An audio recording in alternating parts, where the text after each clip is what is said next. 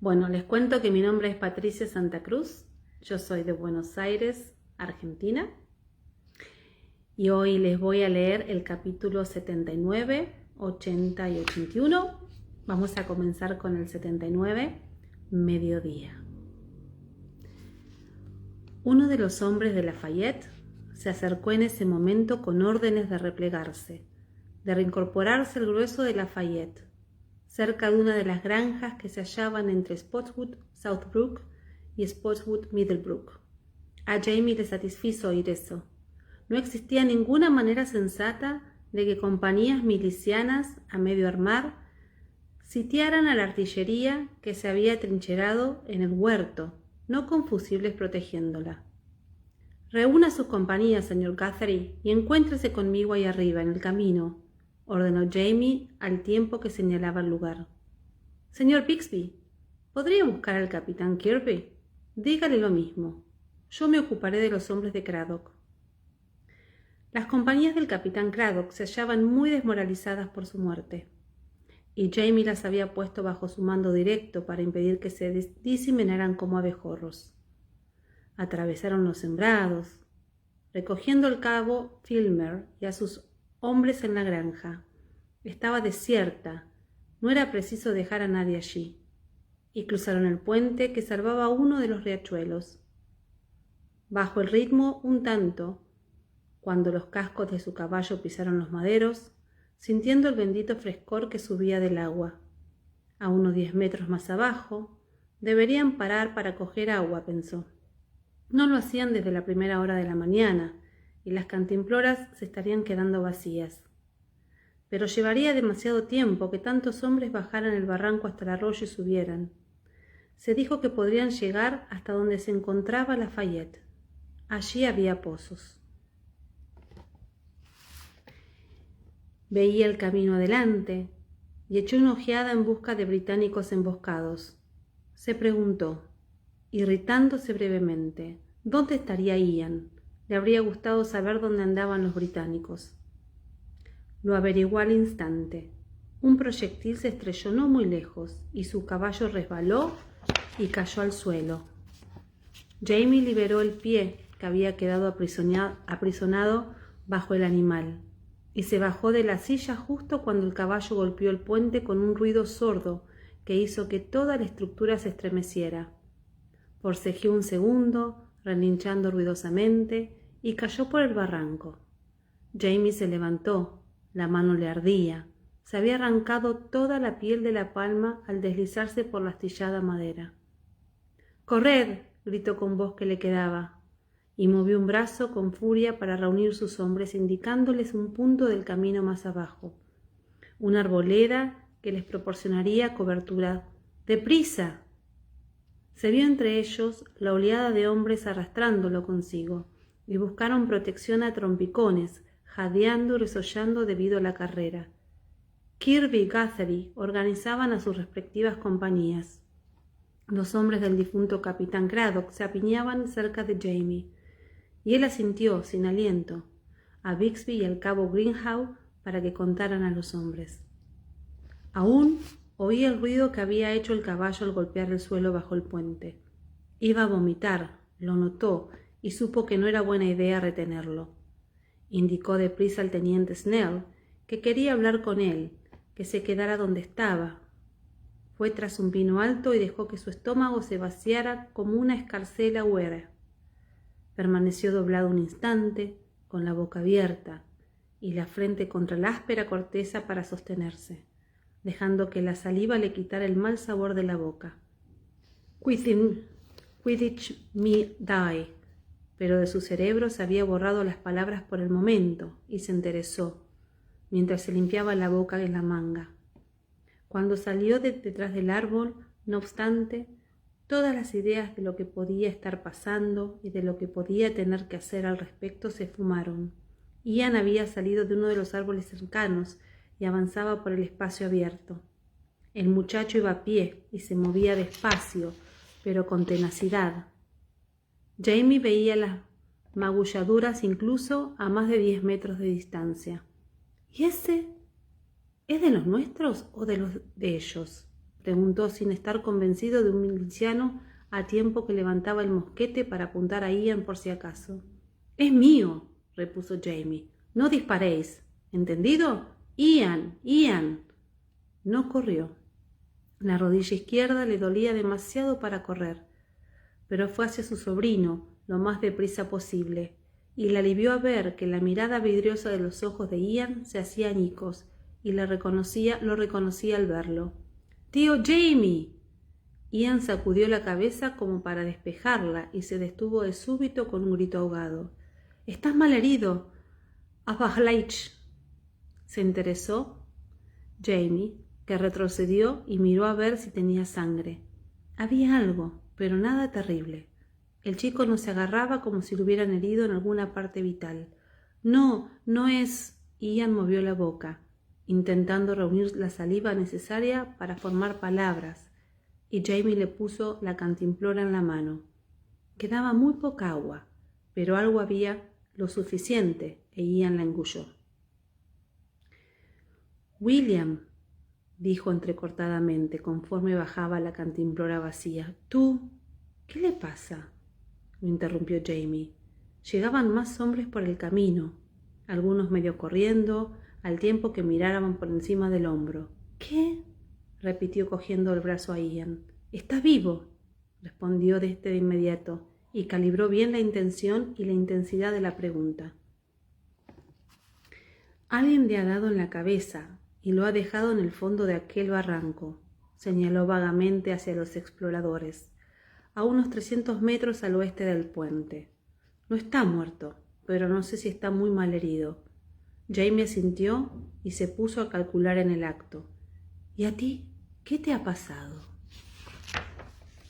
Solo esperaba que William e Ian no se hubieran enzarzado en una pelea. Pero si William estaba inconsciente, no podía ser él quien había quedado con el caballo de Ian, y estaba claro que alguien lo había hecho, ya que... «2 rastreadores abenakis», aclaró Ian con una mueca. «Los malnacidos me estaban siguiendo». Jamie, que seguía sosteniendo a Ian por el brazo izquierdo, notó el impacto de la flecha y su sacudida al reverberar el cuerpo del muchacho. Sin dar crédito a sus ojos, Ian se miró el hombro derecho, del que sobresalía la flecha, y las piernas le flaquearon. El peso fue deshaciéndolo de Jamie al caer de rodillas. Jamie se lanzó sobre Ian y rodó por el suelo, evitando la segunda flecha. Oyó cómo cortaba el aire cerca de su oreja. Acto seguido, a su lado, oyó que el miliciano respondía con su fusil, y después un caos de aullidos y gritos, y un grupo de sus hombres destacándose, corriendo hacia el lugar del que salían las flechas entre voces. «¡Ian!», puso boca arriba a su sobrino. El chico estaba consciente, pero tenía la cara, lo que le permitía ver la pintura, de un blanco cadavérico, y su garganta hacía esfuerzos en vano. Jamie agarró la flecha. Estaba alojada en lo que Claire llamaba el deltoides, la parte carnosa del brazo, pero al tocarla con suavidad no se movió. «Creo que le ha llegado el hueso», le dijo a Ian. «No es grave, pero la punta está bien encajada». «Yo también lo creo», repuso débilmente éste. Pugnaba por incorporarse, pero no podía. «Parte, ¿la quieres? No puedo ir por allí con esto asomando así». Jamie asintió, sentó a su sobrino con cierta inestabilidad y partió el astil con las manos, dejando un trozo astillado de unos centímetros para poder extraer la flecha. No salió mucha sangre, tan solo un hilo que corrió por el brazo de Ian. Ya se encargaría Claire de sacar la punta más tarde. Los gritos y la confusión se extendían. Vio que por el camino llegaban más hombres y oyó un pífano a lo lejos, débil y desesperado. Le preguntó a Ian, señalando hacia el lugar de donde procedía el ruido. Ian sacudió la cabeza. «He visto al coronel Owen. Iba con la artillería. Todo hecho un desastre. Ha parado para hablar con Lee y después ha seguido adelante, pero no corría». Un puñado de hombres sí corrían, aunque pesaba torpemente, no como si alguien les pisara los talones. Sin embargo, notaba que el desazón empezaba a extenderse entre los hombres que tenía alrededor, y se volvió de inmediato hacia ellos. «No se mueva de mi lado», ordenó con serenidad a Guthrie. «Mantenga a sus hombres juntos y conmigo. Señor Bixby, dígale eso mismo al capitán Kirby, que no se mueva de mi lado, no se mueva a no ser que yo lo ordene». Los hombres de la compañía de Craddock, que habían ido tras los Abenakis, Jamie suponía que de ahí procedían las flechas, habían desaparecido en el bosque. Vaciló un instante, pero después mandó un pequeño grupo en su búsqueda. Él no había conocido a ningún indio que luchara desde una posición fija, de modo que dudaba que estuviese enviando sus hombres a una emboscada. Puede que hacía los británicos, pero si ese era el caso, mejor saberlo cuanto antes, y era posible que al menos uno de los dos consiguiesen volver para contárselo. Ian intentaba ponerse de pie. Jamie se agachó y le pasó un brazo por debajo del hombro, bueno para ayudarlo. Las piernas, enfundadas en los pantalones de ante, le temblaban, y los chorros de sudor le corrían por el desnudo torso, pero se levantó. «¿Fuiste tú quien me llamó, tío Jamie?», quiso saber.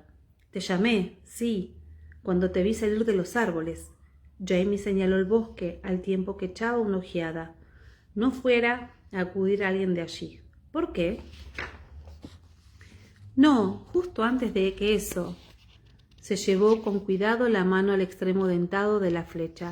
«Alguien me llamó por detrás, por eso me moví, y menos mal, porque de lo contrario esto me habría dado de pleno en el pecho». Jamie hizo un movimiento negativo con la cabeza y le invadió una leve sensación de desconcierto, como siempre que se las tenía que ver con los espíritus, si era eso. Lo único extraño era que nunca parecía tan extraño. Pero no había tiempo para pensar en esas cosas. Ahora se oían gritos. «¡Retirada! ¡Retirada!». Y tras él, los hombres se espabilaron y se movieron como el trigo cuando se levantaba el viento. «No os mováis de mi lado», ordenó con un vozarrón firme, y los que se hallaban más cerca empuñaron las armas y se quedaron donde estaban. William, pensar en su hijo, hizo que una señal de alarma le recorriera el cuerpo. La flecha que había dado a Ian había apartado a William, tumbado y ensangretado en el barro, de su cabeza, pero ahora, Dios santo, no podía enviar hombres en busca del chico, no con medio ejército yendo hacia donde se encontraba, y los británicos quizás pisándoles los talones. Un repentino rayo de esperanza.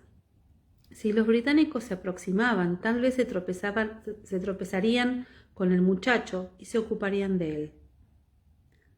Quería ir él mismo a toda costa, si William estaba muriendo, pero no podía dejar a sus hombres bajo ninguna circunstancia, y menos aún en esas circunstancias precisamente. Una terrible urgencia se apoderó de él. «Santo cielo, si no vuelvo a hablar con él, y si no le digo...». Entonces vio a Lee y a sus ayudas del campo en el camino. Avanzaban despacio, sin prisa, pero con deliberación, y volvían la cabeza de vez en cuando, casi de hurtadillas, para acto seguido mirar de nuevo, deprisa al frente, erguidos con las sillas. «¡Retirada!». Ahora el grito era generalizado, cada vez más intenso, y del bosque salían hombres. «¡Retirada!». «No os mováis de mi lado», repitió Jamie con suavidad, de manera que solo Bixby y Guthrie lo oyeron. Pero bastó. Se pusieron rígidos, no se movieron. Su resolución ayudaría a contener al resto. Si Lee se acercaba a él, le ordenaba, tendrían que irse, pero no hasta entonces. «¡Mierda!», exclamó uno de los hombres tras él, sorprendido. Jamie se volvió. Vio que alguien miraba fijamente algo y siguió su mirada.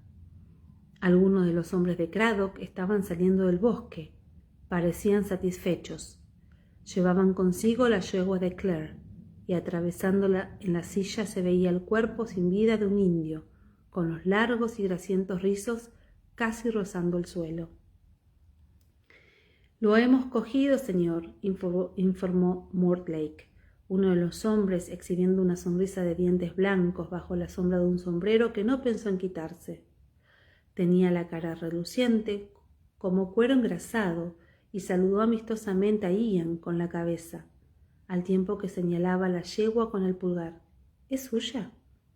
—Es mía, sí —afirmó Ian, y en su acento escocés sorprendió a Mortlake. —Le doy gracias, señor, aunque creo que será mejor que mi tío se haga cargo del caballo.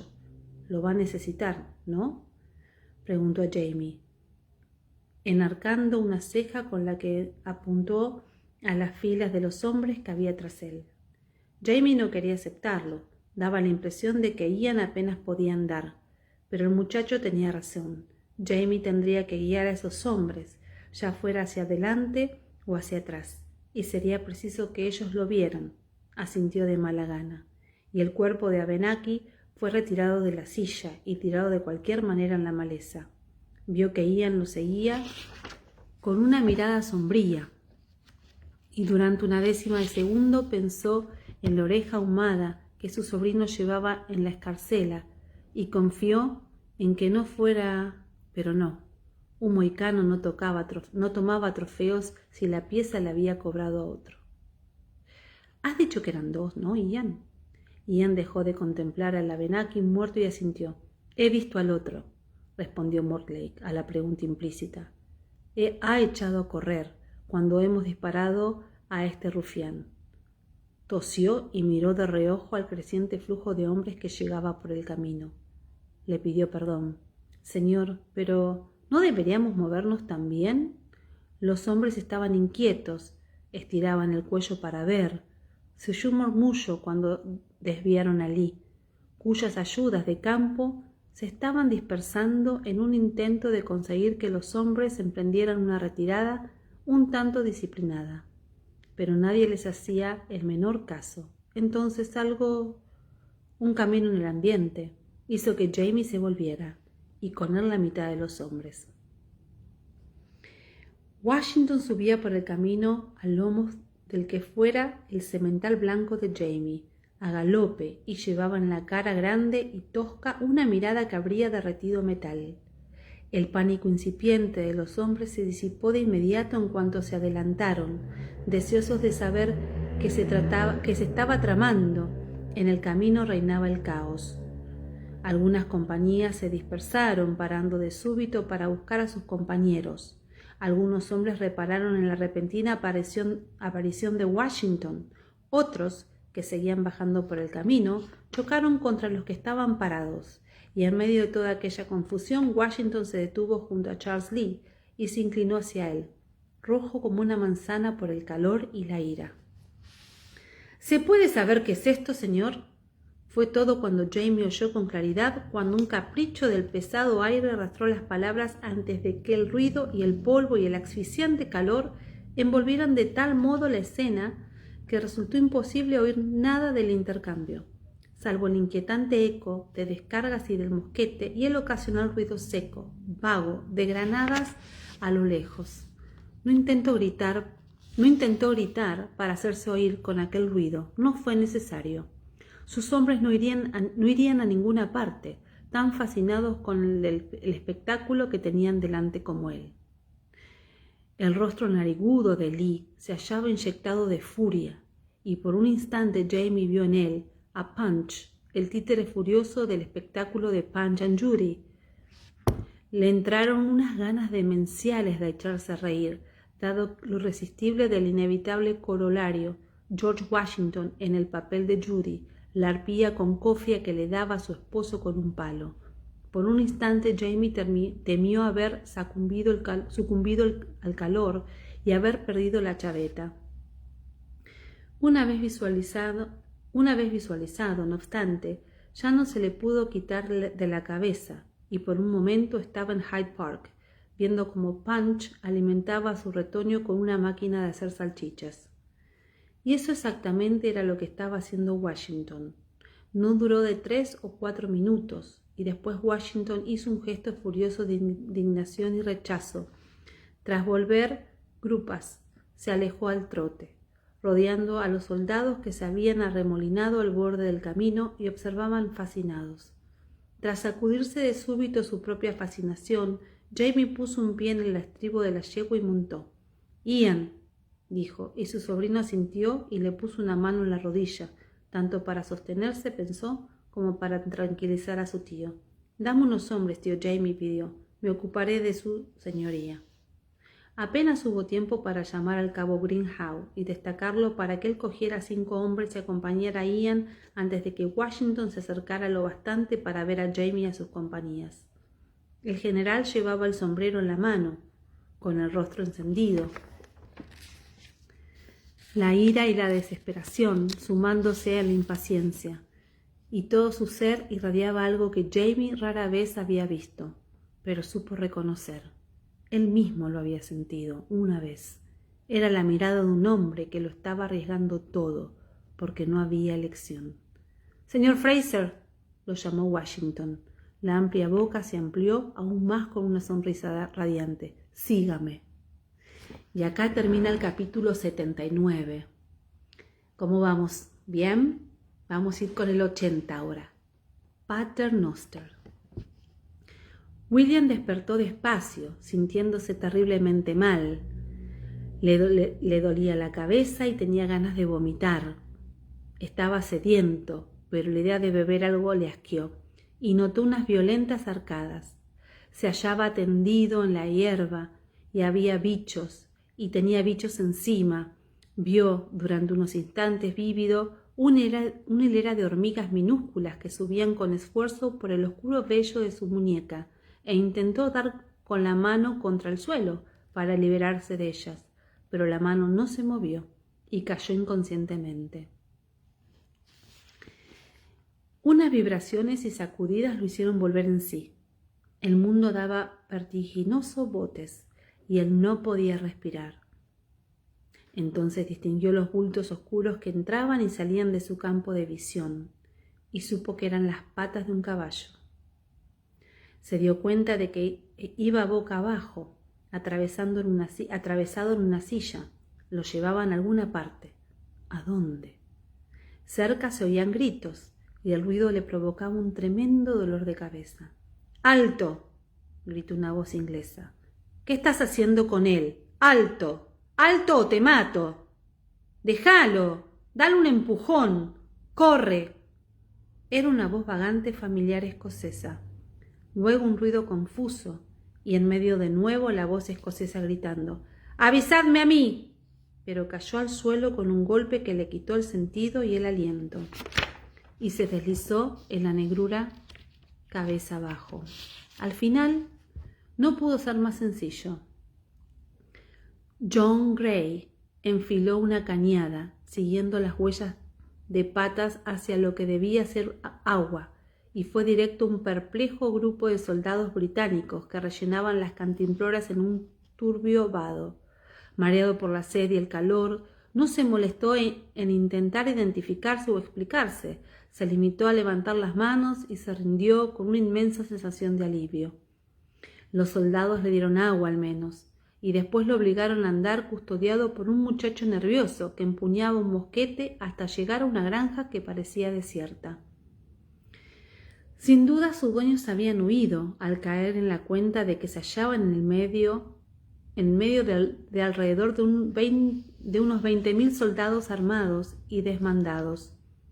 Lo condujeron a empujones hasta un carro de gran tamaño cargado a medias de hierba cortada.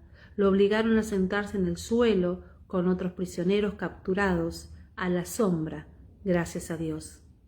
Y lo dejaron allí bajo la vigilancia de 2 soldados de mediana edad, armados con mosquetes, y un muchacho nervioso de unos 14 años, con uniforme de teniente, que se sobresaltaba cada vez que se oía el eco de una descarga entre los árboles.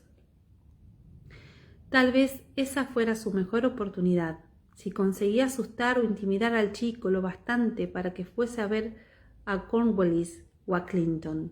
«Señor», chilló un muchacho, que lo miró con cara de sorpresa igual que los americanos capturados. «¿Cuál es su nombre, señor?», exigió con voz de mando, y eso hizo que el joven teniente perdiera la calma de mala manera. Dio 2 pasos atrás sin querer antes de parar. Sin embargo, Ruborizándome, sacó fuerzas de flaqueza. —¡Cállese! —exclamó, y tras adelantarse intentó propinarle una bofetada a Gray. Este lo agarró de la muñeca por reflejo, pero antes de que le diera tiempo a soltarlo, uno de los soldados dio una zancada hacia Gray y le estrelló la culata del mosquete en el antebrazo izquierdo. —Le he dicho que se calle —repitió con voz débil el soldado—. Si yo fuera usted, obedecería.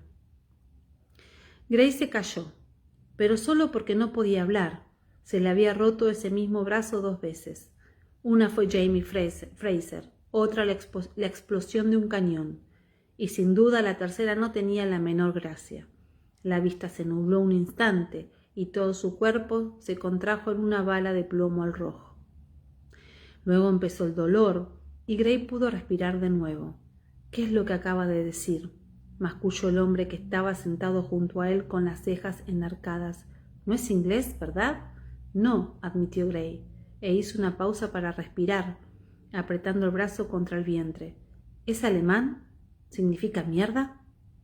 Ah, el hombre hizo una gran señal de asentimiento, y lanzando una mirada cautelosa a los soldados que los custodiaban, se sacó una botellita de la casaca y le quitó el corcho antes de ofrecérsela a Gray. —Pruebe esto, amigo —susurró. El olor a manzanas fermentadas le fue directo al cerebro y casi lo hizo vomitar. Sin embargo, consiguió tragar saliva y devolvió la petaca, moviendo la cabeza en señal de agradecimiento. El sudor le corría a chorros por la cara y hacía que el ojo bueno le escociera. Nadie decía nada. El hombre que le había dado el aguardiente de manzanas era un soldado continental, de mediana edad, con un rostro malicento, y tan solo la mitad de la dentadura. Estaba encorvado, con los codos apoyados en las rodillas y los ojos clavados en la lejanía, donde se oía la lucha. Se dio cuenta de que los otros hacían lo mismo, mirar hacia la batalla. Le vino a la cabeza el coronel Watson Smith, sin duda debido a los vapores del alcohol, pero la aparición fue tan súbita que Gray se estremeció un tanto, y uno de los centinelas se puso rígido y lo miró con dureza. Gray apartó la mirada, y el hombre se relajó. Tránsito de dolor, exhausto y sediento, se entumbó, protegiendo el brazo lesionado con el pecho. El zumbido de los insectos le inundaba los oídos, y los disparos de los mosquetes se fundían con el retumbar sin sentido del estruendo lejano. Se abandonó a una catatonía asfixiante, nada desagradable, en la que se visualizaba a Smith sin camisa, tendido en el estrecho catre bajo una lámpara de aceite, estrechando a Gray entre sus brazos, acariciándole la espalda con una mano reconfortante. En un momento dado, se sumió en un sueño inquieto, salpicado de sonidos de armas y gritos. Despertó de pronto, con la boca completamente seca, y vio que habían llevado a más prisioneros y que tenía un indio sentado al lado. Con el ojo sano, viscoso y lloroso, Gray tardó un instante en identificar el rostro bajo los restos de pintura de guerra verde y negra. Ian Murray. Le dirigió una mirada larga y penetrante que decía con claridad: «No diga nada». Y eso hizo. Murray le miró el brazo herido con una ceja enarcada, y Gray encogió brevemente el hombro bueno y centró la atención en el carro de agua, que se había detenido en el cercano camino. «Tú y tú, venid conmigo». Uno de los soldados señaló con el pulgar a 2 de los prisioneros y fue con ellos hacia el carro, del que volvieron al poco, cargados con cubos de agua. El agua estaba bastante caliente y sabía a madera empapada, medio podrida, pero bebieron con avidez, derramándola en la ropa con las prisas. Gray se pasó una mano mojada por la cara y sintió que su cerebro se aquietaba un tanto. Movió la muñeca izquierda a modo de experimento. Quizás no fue más que un mangú, no lo era. Contuvo la respiración con un silbido y Murray, a modo de respuesta, cerró los ojos, unió las manos y empezó a entonar el Pater Noster. ¿Qué cuernos es eso?, quiso saber el teniente, acercándose ruidosamente a él. ¿Está hablando en indio, señor? Ian abrió los ojos y dirigió una mirada afable al muchacho. Es latín. Estoy rezando mis oraciones, aclaró. ¿Le importa? Que si me... El teniente se detuvo, desconcertado tanto por oír el acento escocés como por las circunstancias. Miró de reojo a los soldados, que a su vez miraban a lo lejos, y carraspeó. No, se limitó a responder, y dio media vuelta fingiendo estar absorto en una nube de humo blanco de pólvora que pendía bajo sobre los árboles. Murray miró de soslayo a Gray, y con un leve gesto de asentimiento empezó el Pater Noster de nuevo. Gray, un tanto perplejo, se unió a él, atropellándose un tanto. El teniente se puso tieso, pero no se volvió. ¿No saben quién es usted?, preguntó Murray en latín, cuando hubo terminado la plegaria sin variar la entonación. Se lo dije, pero no me creen, contestó Gray, y añadió un Ave María al azar al final para dotar de verosimilitud a la situación. Gratia plena, Dominus tectum. ¿Quiere que se lo diga yo? No sé qué viene ahora. Supongo que no estaría de más probar. Bendita tu in mulieribus et benedictus fructus ventris tui Jesu, replicó Murray, al tiempo que él se ponía en pie. Los soldados giraron en redondo de inmediato, llevándose los mosquetes al hombro. Murray lo pasó por alto y se dirigió al teniente. Quizás no sea asunto mío, señor, empezó con suavidad, pero no me gustaría ver cómo echa a perder su carrera por un pequeño error. Cierre el... ¿Qué error?, quiso saber el teniente. Se había quitado la peluca debido al calor, pero ahora se la volvía a encasquetar, a todas luces pensando que tal vez le concediera autoridad. A este respecto se equivocaba, pues la peluca era demasiado grande y se la resbaló de inmediato por una oreja. Este caballero, dijo Murray, señalando a Gray, que se sentó muy recto y miró impasible al teniente. No me imagino lo que ha traído hasta aquí ni por qué va vestido de esa guisa, pero lo conozco bien. Es Lord John Gray, el hermano del coronel Gray, el duque de Partlow, añadió con delicadeza. Al joven teniente le cambió el color de la cara visiblemente. Miró deprisa, ya a Murray, ya a Gray, ceñudo, mientras se colocaba bien la peluca. Gray se levantó despacio sin perder de vista a los soldados. «Eso es ridículo», aseguró el teniente, aunque sin fuerza. ¿Por qué iba a estar Lord Gray aquí, con esa pinta? Exigencias de la guerra, teniente, adujo Gray con voz serena. Veo que pertenece usted al 49, lo que significa que su coronel es Sir Henry Calder. Lo conozco. Si es tan amable de darme papel y lápiz, le escribiré una nota para pedirle que envíe una escolta en mi búsqueda. Puede enviar la nota con el carro del agua, añadió, al ver la mirada del loco del muchacho, y confiando en tranquilizarlo antes de que fuera presa del pánico, y decidió que la manera más sencilla de salir del embrollo era pegándole un tiro a Gray. Uno de los soldados, el que le había roto el brazo a Gray, tosió con suavidad. En cualquier caso, señor, necesitaremos más hombres. 3 de nosotros con una docena de prisioneros, y seguro que van a llegar más. El teniente puso cara de desconcierto, y el soldado probó de nuevo. Quiero decir, si era su intención pedir refuerzos de todos modos. El hombre miró a Gray y tosió de nuevo. Los accidentes ocurren, apuntó a Gray, aunque no con mucha benevolencia, y los soldados se alejaron. Muy bien, dijo el teniente, y al quebrársele la voz repitió, muy bien, ahora con voz ronca, de barítono y lanzando una mirada beligerante alrededor.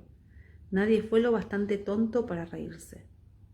A Gray estaban a punto de temblarle las piernas, y se sentó a plomo para impedirlo. El rostro de Murray A decir verdad, el de todos los prisioneros era cautelosamente inexpresivo. «Tibi te veo», dijo Gray con suavidad. «Te debo una». «Deo gracias», musitó Murray. Y solo entonces vio Gray el reguero de sangre en el brazo y el costado de Murray, una sangre que le manchaba el taparrabos y la flecha rota que le salía del hombro derecho. Cuando William volvió en sí, de nuevo se vio tumbado en algo que no se movía. Gracias a Dios. Tenía una cantimplora pegada a los labios y bebía, engullía. Cada vez que le quitaban el agua, su boca ansiaba más. «No tan deprisa, te sentirás mal», aconsejó una voz familiar. «Respira y podrás beber más». Respiró y se obligó a abrir los ojos. La luz era deslumbrante. Vio un rostro conocido y levantó una mano vacilante hacia él. «Papá», susurró. «No, lo siguiente mejor», respondió su tío Hall, mientras hacía con firmeza la mano y se sentaba a su lado. «¿Qué tal la cabeza?» William cerró los ojos e intentó centrarse en otra cosa que no fuera el dolor. «No, muy mal». «A otro perro con ese hueso», musitó su tío, poniéndole una mano en la mejilla a William y ladeándole la cabeza. «Vamos a echarle un vistazo». «Vamos a beber más agua», consiguió decir el muchacho, y su tío resopló y le acercó la cantimplora de nuevo a los labios.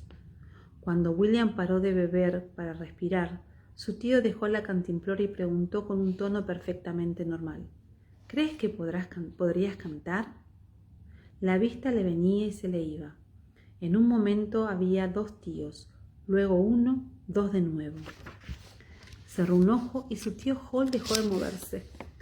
«¿Quieres que cante?», logró decir. «Bueno, no tiene que ser ahora mismo», aceptó el duque, y se restrepó en su asiento y empezó a silbar una melodía. «¿La reconoces?», inquirió interrumpiéndola. «Lilibulero», contestó William, que empezaba a estar un tanto molesto. «Por el amor de Dios, ¿por qué?». «Una vez conocí un tipo al que le dieron en la cabeza con un hacha y perdió la capacidad de distinguir la música. No sabía diferenciar una nota de otra». Hall se inclinó hacia adelante, sosteniendo en alto 2 dedos. «¿Cuántos dedos hay?». «2. Métetelos en la nariz», le recomendó su sobrino. «Lárgate. ¿Quieres? Voy a vomitar». «Te he dicho que no bebieras tan deprisa». Pero su tío le puso una jofaina bajo la cara y una mano fuerte en la cabeza, y lo sostuvo mientras le entraban las arcadas y tosía y echaba agua por la nariz. Cuando volvió a estar apoyado en la almohada, era una almohada, estaban en una cama de campaña. Se encontraba lo bastante recuperado para poder mirar alrededor y darse cuenta de que estaba en una tienda del ejército, probablemente en la de su tío, a juzgar por el malparado baúl de campaña y la espada de encima, y la claridad era la de bajo sol de la tarde que entraba a raudales. «¿Qué pasó?», preguntó limpiándose la boca con el dorso de la mano. «¿Qué es lo último que recuerdas?», inquirió a su vez su tío Hall, y le tendió la cantimplora. «Pues esto». Tenía en la cabeza un montón de fragmentos confusos. Lo único que recordaba de verdad era que a Jane y a su hermana, riéndose de él, porque estaba con el culo al aire en el arroyo. Bebió un sorbo de agua y se llevó con cuidado una mano a la cabeza, que parecía tener vendada. Le dolió al tocársela. «Que baje con el caballo a beber a un riachuelo». El tío Hall levantó una ceja. «Te encontraron en una zanja, cerca de un lugar llamado Spottiswood o algo por el estilo. Los hombres de von Kniphausen habían tomado un puente allí». William empezó a cabecear, pero se lo pensó mejor y cerró los ojos para que no le diera la luz. «No me acuerdo». «Date tiempo», su tío hizo una pausa. «Por casualidad, ¿te acuerdas de cuándo viste a tu padre por última vez?». William notó que lo asaltaba una calma antinatural. A estas alturas le importaba un puñetero bledo, se dijo. El mundo entero se acabaría enterando de una manera o de otra. ¿Cuál de los dos? Espetó de manera inexpresiva. Su tío lo miró con interés, pues sin especial asombro. Entonces conoces al coronel Fraser, ¿no? Inquirió Hall. Lo conozco, sí, repuso escueto William. ¿Desde hace cuánto que lo sabes? Desde hace unos 3 segundos. Lo que se dice saberlo, replicó su tío. Se llevó la mano al cuello y quitó el colarín de cuero, exhalando un suspiro de alivio. Santo cielo, qué calor. La prenda le habría dejado una ancha marca roja que masajeó con suavidad y los ojos entrecerrados. Lo que se dice pensar que había algo bastante curioso en tu parecido con el susodicho coronel Fraser. Desde que lo volví a ver hace poco en Filadelfia. No lo veía desde hace mucho, desde que tú eras muy pequeño, y en cualquier caso nunca lo vi a tu lado. Ya. Permanecieron un rato en silencio. Los mosquitos y las moscas negras chocaban contra la lona y caían en el catre de William como si fueran copos de nieve. Se percató de los ruidos que se oían a su alrededor, de un gran campamento, y se le ocurrió que debían encontrarse con el general Clinton. No sabía que estabas con Sir Henry, comentó el cabo, rompiendo el silencio. Holland sintió conforme se sacaba del bolsillo de la casaca la sobada petaca plateada y a continuación lanzaba la prenda en sí sobre el baúl de campaña. No estaba con él, sino con Cornwallis. Llegamos, me refiero al regimiento, a Nueva York, hace unas 2 semanas. Me acerqué a Filadelfia para ver a Henry y a John y averiguar a dónde estaba Benjamín. Llegué justo a tiempo de abandonar la ciudad con el ejército. Ben, ¿qué ha hecho que requiera esas averiguaciones? Se casó, tuvo un hijo y está claro que ha sido lo bastante memo para dejarse capturar por los rebeldes, contestó a la ligera su tío. Pensé que no le vendría mal un poco de ayuda. Si te doy un sorbo de esto, ¿serás capaz de aguantarlo? En lugar de contestar, William echó mano de la petaca, que estaba llena de buen brandy. Lo olió con cautela, pero no pareció alterarle el inestable estómago, y se arriesgó a beber un sorbo. Su tío Hall lo observó un rato sin hablar. El parecido entre Hall y Lord John era considerable, y William sintió algo extraño al verlo, una mezcla de consuelo y resentimiento. Tu padre, empezó Hall al cabo de un momento, o mi hermano, si lo preferís. ¿Recuerdas cuando lo viste por última vez? El resentimiento dio paso al acto de ira. Claro que sí, maldita sea, la mañana del 16, en su casa, con mi otro padre. Hall hizo un ruido grave que indicaba interés. Ahí fue cuando te enteraste, ¿no? Sí. ¿Te lo contó John? Pues claro que no. La sangre fluyó al rostro de William e hizo que la cabeza le palpitara con tanta brusquedad que se mareó. Si no me hubiera visto cara a cara con ese tipo, no creo que me lo hubiese dicho nunca. Se tambaleó y alargó una mano para no caerse. Hall lo agarró por los hombros y lo acomodó en la cama. Se quedó quieto, con los dientes apretados, esperando a que cesara su dolor. Su tío le quitó la petaca de la sumisa mano, se sentó de nuevo y dio un sorbo meditabundo. Podría haberte ido peor, observó su tío al cabo de un rato. En lo que respecta a tus progenitores, quiero decir. Ah, sí, espetó William con frialdad. Cierto es escocés, apuntó el duque con mucho juicio. Y un traidor, convino Hall. Aunque un espadachín condenadamente bueno, sabe de caballos. Era un puñetero mozo de cuadra, por el amor de Dios. ¿Cómo no va a saber de caballos? La nueva afrenta hizo que William se incorporara una vez más de súbito, pese al martilleo que sentía en las sienes. ¿Qué puñetas voy a hacer? Su tío exhaló un hondo suspiro y le puso el corcho a la petaca. ¿Quieres un consejo? Eres demasiado mayor para que te lo dé y demasiado joven para aceptarlo. Miró del lado a William con ese rostro tan parecido al de su padre, más delgado, mayor, las oscuras cejas empezando a desmandarse, pero con ese mismo humor triste en las comisuras de los ojos. ¿Te has planteado volarte los sesos? William lo miró sorprendido. No, eso está bien.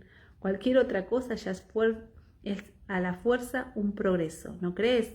Se levantó, estirándose, y gruñó al hacer el movimiento. Dios santo, estoy viejo. Túmbate, William, y duerme. No estás en condiciones de pensar. Abrió la lámpara y la apagó de un soplido, con lo que la tienda se sumió en una cálida penumbra. Oyó un crujido al levantar la lona, y la inmensa luz del sol poniente dibujó la silueta de una esbelta figura del duque al volverse. «Sigue siendo mi sobrino», afirmó con un tono familiar. «Dudo que esto te sea de mucho consuelo, pero quiero que lo sepas». Acá termina el capítulo 80 y vamos a comenzar con el capítulo 81. Entre las lápidas. El sol estaba bajo y me daba justo en los ojos, pero los heridos habían llegado tan deprisa que no pude tomarme tiempo para mover el equipo. Habían estado luchando el día entero y los combates seguían, los oía cerca, pero no veía nada cuando alzaba la vista. Entrecerrando los ojos debido al sol, con todo, los gritos y los estallidos de los mosquetes y lo que yo pensaba que serían granadas, nunca había oído estallar una granada, pero algo estaba haciendo una especie de ruido hueco, irregular, que era muy diferente del estampido de la artillería o la lenta percusión del fuego de mosquetes. Eran lo bastante fuertes para ahogar los gemidos y los lloros que se alzaban desde la sombra de los árboles y el zumbido incesante de las moscas. Flaqueaba de cansancio y calor, y por mi parte casi era indiferente a la batalla. Esto es, hasta que un joven con el uniforme marrón de la milicia entró tambaleándose, mientras la sangre le corría por la cara de un corte profundo en la frente. No lo reconocí hasta después de restañarle la sangre y limpiarle un poco el rostro. «¿Cabo Greenhow?», pregunté titubeante, y un leve arrebato de miedo atravesó la ofuscación del agotamiento. Joshua Greenhow estaba en una de las campañas de Jamie. Lo conocía.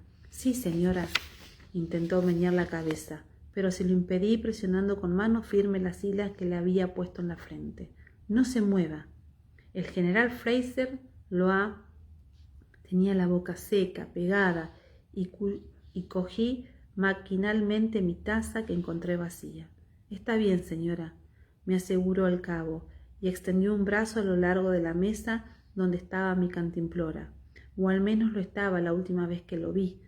«No lo hará más de 10 minutos».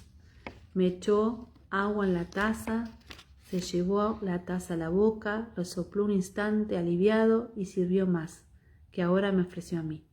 «Gracias». La engullí. Estaba tan caliente que apenas se distinguía la humedad, pero me aflojó la lengua.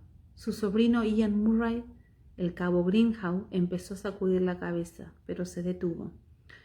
«No lo veo desde alrededor del mediodía, pero tampoco lo he visto muerto, señora». «Vaya». «Lo siento, señora. Quería decir que...». «Sé lo que quería decir». «Ponga la mano aquí y apriete». Le puse la mano en las hilas y saqué una aguja con un hilo de seda de su tarro de alcohol. Las manos, firmes durante todo el día, me temblaron un poco y tuve que parar a coger aire un instante. Cerca, Jamie estaba cerca y en medio del combate que se oía. El cabo Greenhow me estaba contando algo de la batalla, pero costaba prestar atención. Algo del general Lee, que le había sido relevado del mando y... «¿Ha sido relevado del mando?», repetí. «¿Por qué demonios lo han relevado?». Se sobresaltó con mi vehemencia, pero contestó con amabilidad. «Lo cierto es que no lo sé, señora. Tuvo que ver con una retirada y con que no debería haberles dicho que lo hicieran, pero luego el general Washington vino a caballo y se puso a maldecir y a jurar como un demonio. Discúlpeme, señora», añadió educadamente, «y yo lo vi, al general Washington. Vaya, señora, fue tan Le faltaban las palabras, y le ofrecí la cantimplora con la mano que tenía libre en ese momento. Jesus H. Roosevelt, Cristo, dije entre dientes. ¿Ganaban los americanos? ¿Se defendían? ¿La había fastidiado el condenado Charles Lee después de todo o no? Por suerte el cabo Greenhouse no reparó en mi lenguaje, sino que cobraba vida como una flor con la lluvia, entusiasmado con su relato. Así que salimos corriendo tras él, y fue por todo el camino y el cerro gritando y saludando, con el sombrero y los hombres que bajaban como podían. Señora, pues levantaron la cabeza con los ojos saliéndoseles de las órbitas y dieron media vuelta y se unieron a nosotros y todo el ejército. Y nos lanzamos sobre los condenados casacas rojas. Vaya, señora, fue increíble. ¿Increíble?, repitió obediente, al tiempo que interceptaba un hilo de sangre que amenazaba con meterse en el ojo. Las sombras de las lápidas del cementerio eran alargadas y violeta, y las moscas me zumbaban en los oídos, el sonido más estruendoso que los disparos que aún llegaban. Se acercaban cada vez más a la frágil barrera de los muertos, y Jamie con ellos. Señor, no permitas que le pase nada. Recé en silencio con el corazón. ¿Decía usted algo, señora? Jamie se frotó la cara con una manga empapada en sangre. La lana le arañaba la piel y el sudor hacía que le picaran los ojos. Habían perseguido a los británicos hasta una iglesia o un cementerio.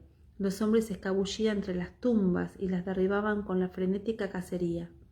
Sin embargo, acorralados, los británicos se habían vuelto conforme un oficial les gritaba que formaran, y la fiesta empezó, con los mosquetes apoyados en el suelo, las baquetas en acción.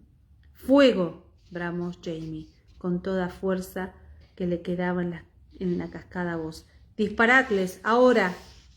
Solo un puñado de hombres tenía el arma cargada, pero a veces solo hacía falta una. Un disparo salió de detrás, y el oficial británico que gritaba dejó de hacerlo y se tambaleó. Se abrazó, doblándose sobre sí mismo y cayendo de rodillas, y alguien le disparó de nuevo. Dio una sacudida hacia atrás y después se desplomó de lado. Se alzó un clamor entre los británicos que se dispersaron de inmediato a la carrera. Algunos hombres se detuvieron lo bastante para afianzar las bayonetas, otros blandearon las armas como si fueran palos.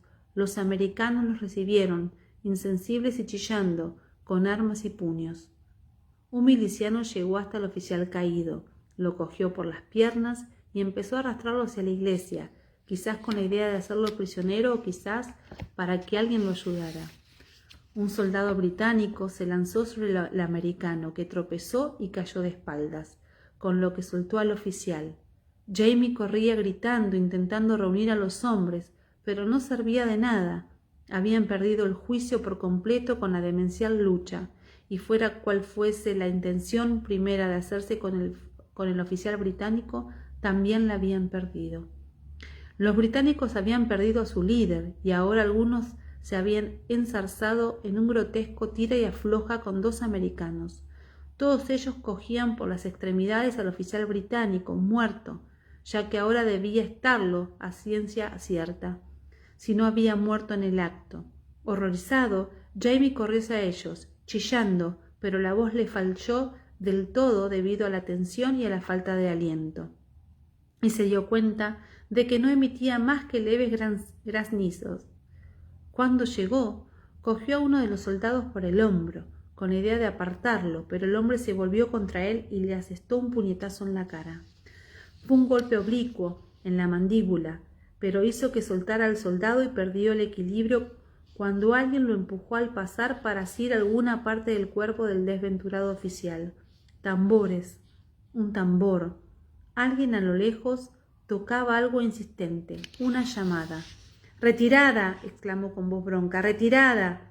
Sucedió algo, una pausa momentánea, y de repente todo era distinto, y los americanos pasaban a su lado, a buen paso, pero ya no frenéticos, algunos de ellos cargando con el oficial británico muerto. Sí, definitivamente muerto. Al hombre le colgaba la cabeza como si fuera la muñeca de trapo. Menos mal que no lo van arrastrando por el suelo. Fue todo lo que le dio tiempo a pensar. A su lado tenía al teniente Bixby. La sangre le corría por la cara de una herida en el cuero cabelludo. «Me alegro de verlo, señor», exclamó aliviado. «Pensamos que lo habían cogido». Tomó a Jamie respetuosamente del brazo y empezó a tirar de él. «Vamos, señor. No me fío de que estos malnacidos no vayan a volver». Jamie miró hacia donde señalaba Bixby. No cabía duda. Los británicos se retiraban, bajo el mando de un par de oficiales que habían destacado de una masa de casacas rojas que formaban a cierta distancia. No parecían dispuestos a acercarse, pero Bixby tenía razón. Aún se disparaban tiros al azar por parte de ambos bandos. Asintió al tiempo que buscaba el bolsillo de un pañuelo para que el hombre se lo pusiera en la herida. Las heridas le hicieron pensar en Claire y recordó de pronto lo que había dicho Denzel Hunter. «El hospital está instalado en la iglesia de Tennant». ¿Sería esa la iglesia de Tennant? Ya estaba siguiendo a Bixby hacia el camino, pero volvió la cabeza. Sí, los hombres que tenían al oficial británico muerto lo estaban llevando a la iglesia, y había heridos sentados cerca de la puerta y otros cerca de una pequeña tienda blanca. Dios santo, esa era la tienda de Claire. ¿Estaría? La vio de inmediato, como si al pensar en ella se hubiese materializado. Allí mismo, fuera, estaba de pie, mirando boquiabierta, y no era de extrañar. Había un soldado continental en una banqueta a su lado, con un paño manchado de sangre y más paños similares en una jofaina a sus pies. Pero, ¿por qué estaba allá afuera? Entonces vio que daba una sacudida, se le llevaba una mano al costado y caía. Sentí un mazazo en un costado, pegué una sacudida y la aguja se me cayó de las manos. No noté que caía, pero me encontré tendida en el suelo. Veía puntitos blancos y negros a mi alrededor. Del lado derecho me irradiaba una inmensa sensación de entumecimiento. Me olió a tierra mojada y a hierba caliente y hojas de sicomoro, un olor acre y reconfortante. Conmoción, pensé vagamente, y abrí la boca, pero de mi garganta no salió más que un chasquido seco. ¿Qué? El atontamiento del impacto empezó a ceder y me di cuenta de que me había hecho un ovillo, con el antebrazo contra el abdomen por el acto reflejo. Me olió a quemado y sangre reciente, muy reciente. Entonces es que me habían disparado. «¡Sassenach!», oí que bramaba Jamie, acallando el rugido de mis oídos. Sonaba lejano, pero percibí con claridad el terror en su voz. No me inquietó. Me sentía muy, muy tranquila. «Sassenach». Los puntitos se habían fundido. Ante mí veía un túnel estrecho de luz y sombras que bailoteaban. Al final se hallaba el rostro espantado del cabo Greenhow, con la aguja colgando del hilo del tajo a medio coser en su frente. Y acá termina el capítulo 81. Espero que les haya gustado y que hayan disfrutado de esta lectura tanto como yo. Ojalá nos vemos pronto. Los dejo. Chao. Gracias a ustedes por estar.